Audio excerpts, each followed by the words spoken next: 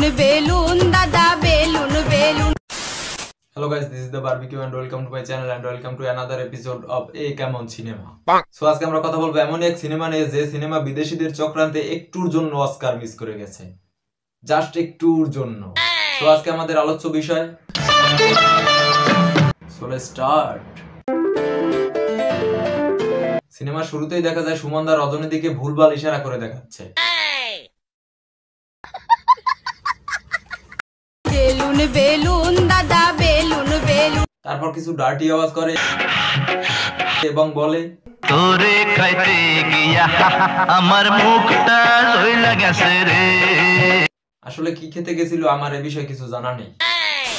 এদিকে অন্য গ্রামের মন্ডল যার মাঝে মাঝে আমার বিয়ে করতে ইচ্ছে করে, বাবা চম্পা চামেলি, এতগুলো বিয়ে করার পরে আবার রজনী দিকে বিয়ে করার ইচ্ছে করে।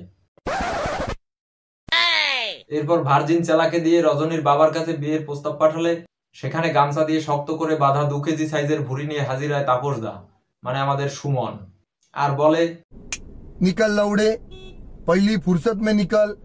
এটা শুনতে পেয়ে মন্ডল রেগে গিয়ে খবর দেয় টাইগার শ্রফের ভাই ব্রাউল শ্রফ। এদিকে সুমন রজনীকে বিয়ে করে দুষ্টু টক করে। তোমার বুকে আমায় শক্ত করে ধরে রাখো। আবে সালে ধরবো ধরবো করছি তবু ধরতে পারছি না।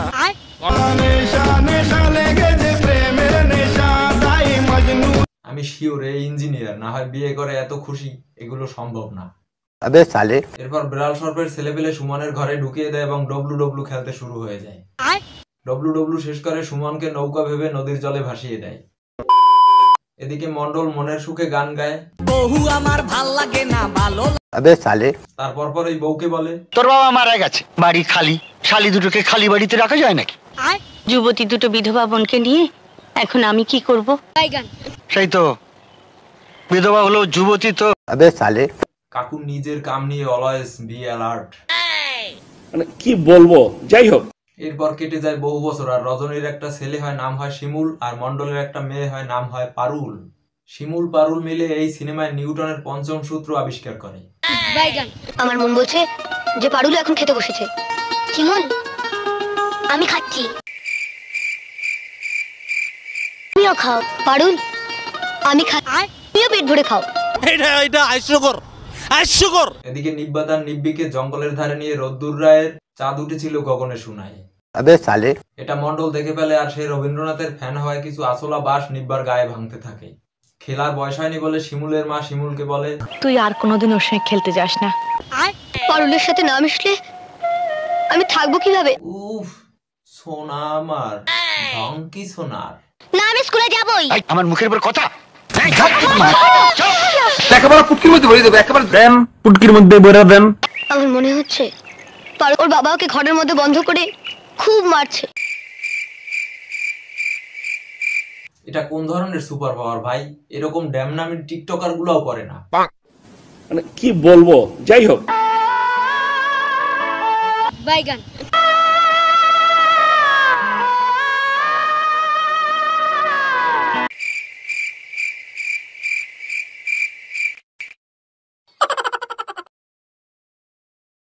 এরপর মন্ডল দুজনকে একসাথে রিলস দেখার অপরাধে শিমুলকে নিয়ে গোয়ালঘরের সাথে বাঁধে আর হিরো আলমের বেবি কামডাউন গান চালিয়ে দেয়।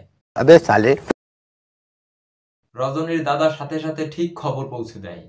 পুরো সিনেমা জুড়ে এর কাজই হলো খবর পৌঁছে দেওয়া। এর বংশধর আগে নিউজ চ্যানেলে কাজ করত। এরপর নদীর জলে কলসি ভাসিয়ে তারা হোয়াটসঅ্যাপ বানায়, আর এরকম করতে করতেই দুজন বড় হয়। এরপর একদিন ডেটোবার গঞ্জিকা সেবন করে আলবাল বকতে থাকে পারুল। আমার ভেতরের কোনো কিছুই তুমি খুঁজে পাবে না বাবা, কারণ আমার সমস্ত কিছু শিমুলের কাছে। তাহলে শিমুলকে শেষ করে ফেলবো? শিমুলের কোনো কিছুই তো তার কাছে নেই বাবা, ওর সবকিছু তো আমার কাছে।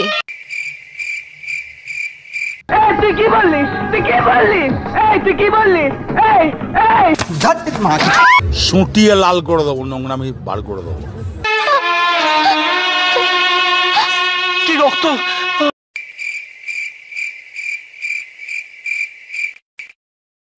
আমাকে একটু আসতে পারো বাবা, আমার শিমুল কষ্ট পাচ্ছে।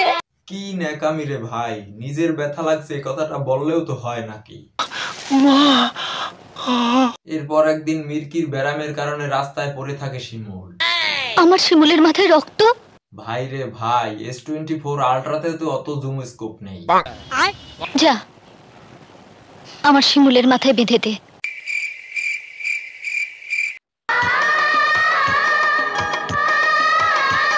সব কি হইতে আছে ভাই? সায়েন্স দা ফাক। আবে সালে হঠাৎ সেখানে আবির্ভাব হয় সুমনের, কিন্তু সুমন আগের সব কথা ভুলে যায়। Oh my god, I forget it. কিন্তু কামের তাড়নায় আরেক বিয়ে করে ছেলেও বানিয়ে ফেলায় সে। এরপর শিমুল পারুলকে খুঁজে পায়। এরপর সেখানে বিড়াল সব হাজির হয় এবং রামপাট কেলাকেলি হয়, কিন্তু শিমুল অ্যানিমাল লাভার হওয়ায় বিড়াল সবকে ছেড়ে দেয়। এরপর নিব্বির সাথে ধাক্কা লাগে সুমনের আরেক ছেলের এবং জিনগত কামের তাড়নায় সে তাৎক্ষণিক সিদ্ধান্ত নেয় এই মেয়েটাকে আমায় বিয়ে করতেই হবে। এরপর হঠাৎ সুমনের আর রজনীর দেখা হয়, কিন্তু সুমনের কিছু মনে না থাকায় বলে এরপর রজনী সুমনকে পুরনো কথা মনে করানোর জন্য দারুণ একটা প্ল্যান বানায়। এই বিছানায় আমাদের ফুলসজ্জা হয়েছিল। ভাই, ছেলেদের কি ওইটাই মনে থাকে, অন্য কিছু মনে থাকে না? বেলুন বেলুন দাদা বেলুন বেলুন এরপর নিব্বির অন্য জায়গায় বিয়ে ঠিক হয়েছে বলে একটা কাশির সিরাপে পয়জন লিখে সেটা নিয়ে অভিনয় করতে থাকে। এরপর 30 কিলোমিটার দূর থেকে নিব্বার ডাক শুনে দৌড়ে যায় নিব্বি। মানে কি বলবো, যাই হোক। এরপর মন্ডল আটকাতে গেলে কাকিমার হাতে দা নিয়ে দাঁড়িয়ে থাকে আর বলে ওকে আটকাতে গেলে তোমাদের ওইটা কেটে দেওয়া হবে। এরপর সব বউয়েরা মিলে নিব্বির সাথে যাওয়ার প্ল্যান বানায় আর মন্ডলের মনে সেক্স না হওয়ার ভয় ঢুকে যায়। এরপর মন্ডল সেখানে হাজির হয় আর সবার কাছে ক্ষমা চায়। এরপর দাঁত কেলিয়ে সিনেমা সমাপ্ত হয়। সো গাইস, ভিডিওটা কেমন লাগলো জানিও। যদি ভিডিওটা ভালো লাগে তাহলে লাইক কমেন্ট সাবস্ক্রাইব করে দিও। দেখা হচ্ছে পরের কোনো ভিডিওতে। বাই।